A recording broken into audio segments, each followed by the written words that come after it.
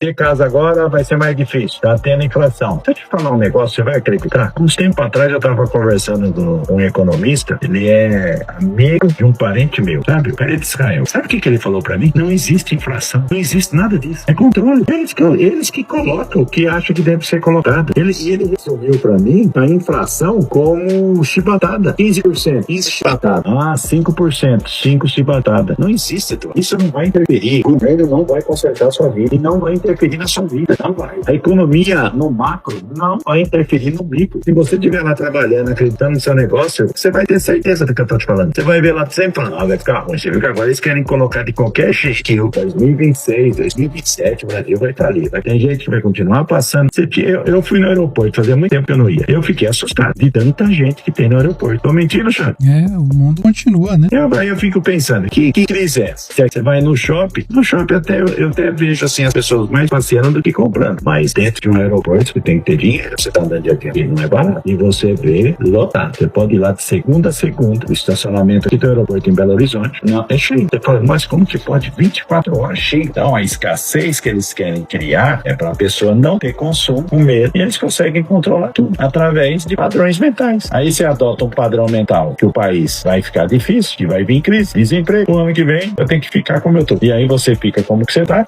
Passei bem, consegui ficar assim na mesma coisa, e lá que eu ficou desempregado. Não, filho, por que você não pode ter as coisas? Adão, ele perdeu o paraíso, mas você ainda pode recuperar o seu, porque foi dado, né? Foi dado a você. Começa a quitar suas dívidas, porque a dívida, ela prende a preocupação. Por que você não pode receber a renda do mês e ver no que vai ser gastado e não pagar o que você já gastou? Por que a gente não pode fazer isso? Então essa ruptura que foi no Jardim do Éden, se você analisar, não analisa a ruptura de Adão. Não fica preocupado. Adão saiu do Jardim do Éden. Desculpa o que eu vou falar. Já foi, já era. Uma linguagem bem simples. Se preocupa com a sua ruptura. Aonde que tá a minha ruptura com a cruz do Calvário? Porque a cruz do Calvário levou a enfermidade, levou a maldição. E se você continua numa vida escassa, aonde que tá o eu? Aonde que tá a minha ruptura? Aonde que eu perdi a essência, o contato espiritual com o Criador? Aonde que eu me tornei mais material e menos espiritual? Aonde que tá a minha ruptura? Eu quero saber da minha.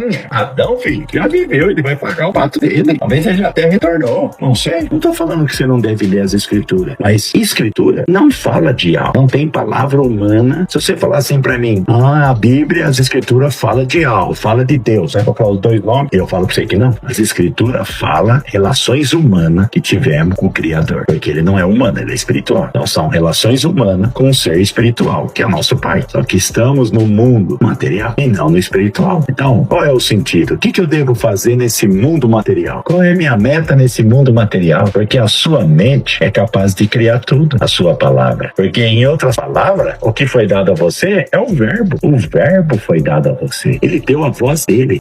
Tem gente que fala pra mim que não. Eu acho que tá fundamentado. Me desculpa.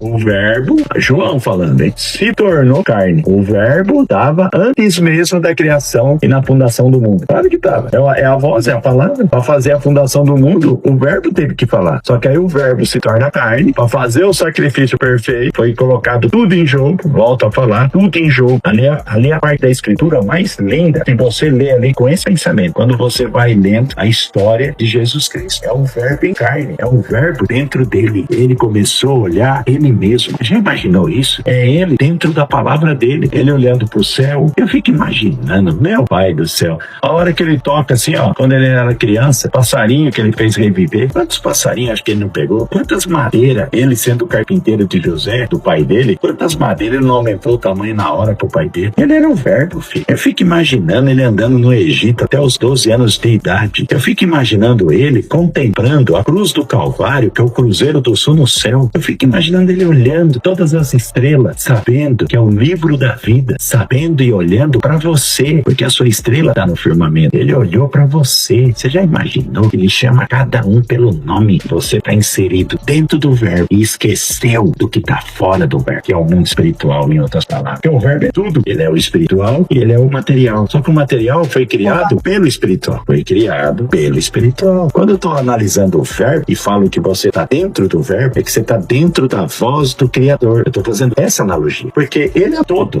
O verbo é tudo. Tudo foi criado por ele e para ele. E o verbo se tornou carne. João não fala isso? E E aí o verbo vai ser dado a você, porque Jesus Cristo, ó, analisa. Você tem que analisar, você tem que compreender isso aí da escravidão, rapaz. Ó, quando você confessa Jesus Cristo e Yahshua, Messias, do jeito que você fala, porque cada um fala o nome dele hoje, tem até isso, tá bom? O nome que você falar da sua fé. Vamos se prender a uma guerra de nós. Aí o que acontece? Quem Jesus Cristo era? Antes de se tornar carne e sangue, ele era o verbo. Quem você está aceitando? O verbo, a palavra. E o que foi dado ao seu espírito que foi recriado através da palavra? O verbo. O reino dos céus está dentro de você, porque é o verbo, é o todo. E aí ele fala pra você, profetiza. Aí seus olhos, você é acostumado a andar pela vista, você tem a língua grande, gosta de comentar das suas fraquezas, fala da vida dos outros, e aí você anda na miséria humana, você anda na escassez do homem, criado na ruptura de Adão. Você olha para Adão, mas não olha para Jesus Cristo. Foi dado o verbo para você restaurar a sua vida. E aí o que ele fala? Ande pelo ouvir, ande pelo ouvir. Por quê? O ouvir, você está escutando o verbo, você não está olhando a vista, destruição, escassez criado pelo homem. Você está olhando jaz do maligno. Então profetize naquela situação, profetize naquela circunstância. Diga aquela circunstância o tamanho do seu Deus,